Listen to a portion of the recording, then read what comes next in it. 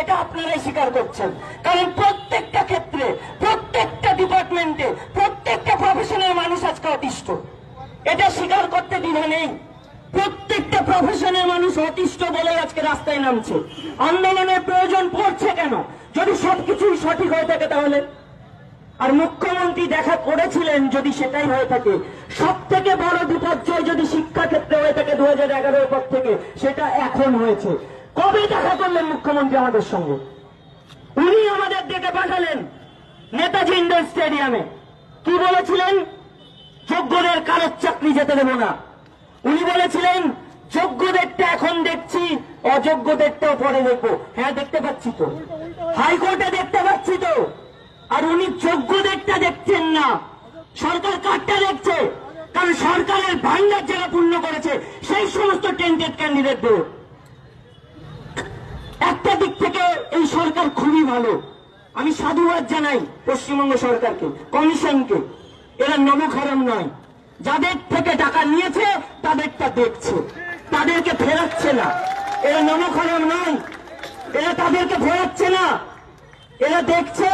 এবং কোর্টের ভেতরে নির্লজ্জভাবে আইনজীবী এসএসসি বলছে অযোগ্যরা কেন পারবে না, অযোগ্যরা চাকরি কেন পাবে না, অযোগ্যদের দিতেই হবে। এমনকি হিয়ারিং শেষ হয়ে যাওয়ার পরেও উকিল বাবু আমাদের সামনে দিয়ে বলছেন এরকম জাজমেন্ট হতে পারে না, অযোগ্যরা কোথায় যাবে, ওদের দিকটা কে দেখবে? এতই যদি দরদি হয়ে থাকেন তাহলে সঠিকভাবে যারা চাকরি পেয়েছিল তাদেরকে কেন দেখছেন না? তাহলে ওপেন আপনারা সাংবাদিক সম্মেলন করে বলে দিন যে যারা আমাদের ভান্ডার পূর্ণ করবে তাদেরই চাকরি হবে, তাদেরকে আমরা সমাজে রাখতে দেবো। কেন বেকার বেকার কোর্টে গিয়ে টাকা দিচ্ছি? উকিলরা 25 লাখ, 20 লাখ, 30 লাখ করে পার হিয়ারিং নিচ্ছে, কোটি কোটি টাকা খরচ হয়েছে। আপনারা বলে দিন আপনাদের ভান্ডারে আমরা টাকা দিয়ে দেবো, চাকরি ফেরাবেন? একদম ঠিক, ফেরাবেন বলে দিন। আর এটাই তাহলে সমাজ ব্যবস্থা হবে, যেখানে গিয়ে আপনাদের টাকা দিতে হবে আর আপনারা আমাদের চাকরি দেবেন। সত্যি বলতে সবাই বলে বিচার ব্যবস্থার বিরুদ্ধে বলা যায় না, বাড়িতে সবাই বলে সরকারের বিরুদ্ধে বলতে যাস না, আজ আছিস কালকে তো দেহ থাকবে, নিথর দেহ। সরকারের বিরুদ্ধে বলা যাবে না তো, সরকার তো মেরে দেবে। কিন্তু রাষ্ট্র ব্যবস্থা যদি দুর্বল হয়, মানুষই এগিয়ে আসতে হবে, মানুষকেই কিন্তু সেই হাতিয়ার তুলে নিতে হবে, যেটা হচ্ছে ভয়েস। এই ভয়েসটাই হচ্ছে হাতিয়ার, রেস করতে হবে। হাতিয়ার মানে অত নয়, আমাদের হাতিয়ার পেন, আমাদের হাতিয়ার শব্দ, এবং এই ভয়েসটা রেস করতে হবে। আমাদেরকে উচ্চস্বরে বলতে হবে এই সরকার চুরি করেছে, তার দায়ী আমরা, তার দায় আমাদেরকে নিয়ে বেরোতে হচ্ছে, শাস্তি আমাদেরকে পেতে হচ্ছে। কেন নেব দায়, কেন পাবো শাস্তি? আজকে বিচার ব্যবস্থার দুর্বলতা ভাবুন তো। সাধারণ মানুষ কি চাই? একজন সাধারণ মানুষ চাই যখন অন্যায় হবে, অবিচার হবে, কোর্টের দরজায় আমরা যাব সঠিক বিচার পাওয়ার জন্য। আজকে কোর্টে গেলেই কি শুনতে হচ্ছে? চাকরি চলে গেল। কোর্ট বলছে যারা অযোগ্য, টাকা দিয়েছে প্রমাণিত, তাদেরকে টাকা ফেরত দিতে হবে এবং তারা স্কুলে আর যেতে পারবে না। যারা অযোগ্য নয়, যোগ্য, তাদেরকে স্কুলে যেতে বললো, পরীক্ষায় বসতে বললো, টাকা ফেরত দিতে বললো না। তাহলে কিরকম বিচার ব্যবস্থা? আপনি এখানেই তো আলাদা করে দিলেন কারা টাকা দিয়েছে আর কারা দেয়নি। স্কুলে যেতে বললেন, পরীক্ষায় বসতে দিলেন, প্যানেল কেন বাঁচালেন না? বিচার ব্যবস্থার বিরুদ্ধে বলা যায় না?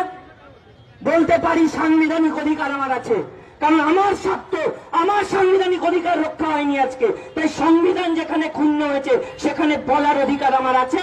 আমি হাজারবার বলবো এই বিচার ব্যবস্থা আমার সঠিক বিচার দেয়নি।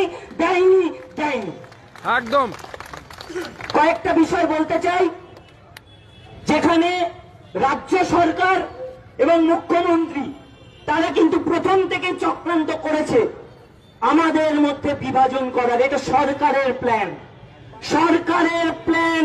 মাথায় রাখবেন যতজন আছেন, সরকার চাই কোন একটা আন্দোলন যদি মাথা চাড়া দিয়ে ওঠে তাহলে সেটাকে কিভাবে ভাগ করে একেবারে থিতিয়ে দেওয়া যায়।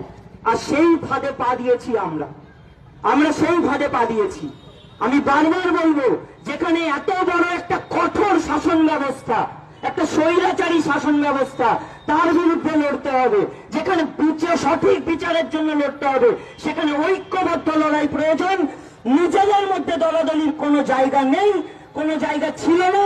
আপনারা এগুলো নিয়ে নিজেরা বাকবিতণ্ডায় জড়াবেন না। বারবার বলছি, যদি এই লড়াইয়ে জিততে হয়, আমি এখানে দাঁড়িয়েই বলছি, না যোগ্য শিক্ষক শিক্ষিকা অধিকার মঞ্চ, না ফোরাম, না ডব্লিউবিউটিএ, না এসজেএম, না এসটিএ, একটাই মানে আমাদের পরিচয় হোক আর লড়াইয়ে একভাবে এগোই, যোগ্য হয়েও আজকে চাকরি হারা। এর দায় সরকারকে নিতে হবে, এই সরকারকে আমাদের পুনর্বহাল করতে হবে। আমাদের চিরকালের দাবি ছিল, মানুষ জানে যে প্যানেল, যোগ্য অযোগ্য আলাদা তালিকা, 22 লক্ষ ওএমআর প্রকাশ, এগুলোর মাধ্যমে যে করে হোক আমাদের জয়ী ঘোষণা করতেই হবে, সরকারকে পুনর্বহালের ব্যবস্থা করতে হবে। আজকের এই আন্দোলন ওয়েস্ট বেঙ্গল মাদ্রাসা এডুকেশন ফোরাম এবং we the forum for pleading justice, এই দুটো সংগঠনকে ধন্যবাদ জানাই। এরকম একটা মিছিল এখানে অর্গানাইজ করার জন্য সাধুবাদ জানাই এবং করতালি দিয়ে সকলে সাধুবাদ জানান যে এই দুটো সংগঠন একসঙ্গে মিলে এরকম একটা অ্যারেঞ্জমেন্ট করেছে। আমরা যোগ্য শিক্ষক শিক্ষিকা হয়ে এখানে সকলে অংশগ্রহণ করেছি। আগামী দিনে সকলে মিলে একসঙ্গে মাথা চারা দিয়ে এর বিরুদ্ধে লড়াই করবেন তো? একদম একদম কোনো বিভেদ নেই তো? না বিভাজন নেই তো? না। আগামী 14 তারিখ নবান্ন অভিযান, সকলে মিলে একসাথে যে মাথা, আজকে যে স্বৈরাচারী শাসন ব্যবস্থা, যে মুখ্যমন্ত্রী আমাদেরকে এই জায়গায় এনে দাঁড় করালো, তার 14 তলায় আমাদের পৌঁছাতে হবে। 14 তারিখ 14 তলা লিস্ট চাই, চাকরির পুনর্বহাল চাই, যে কোনো সরকারকে করতে হবে। একজনে বাদ যাবেন না, ফ্যামিলি নিয়ে, জনসাধারণ নিয়ে সকলে মিলে একসাথে এই লড়াই লড়বো।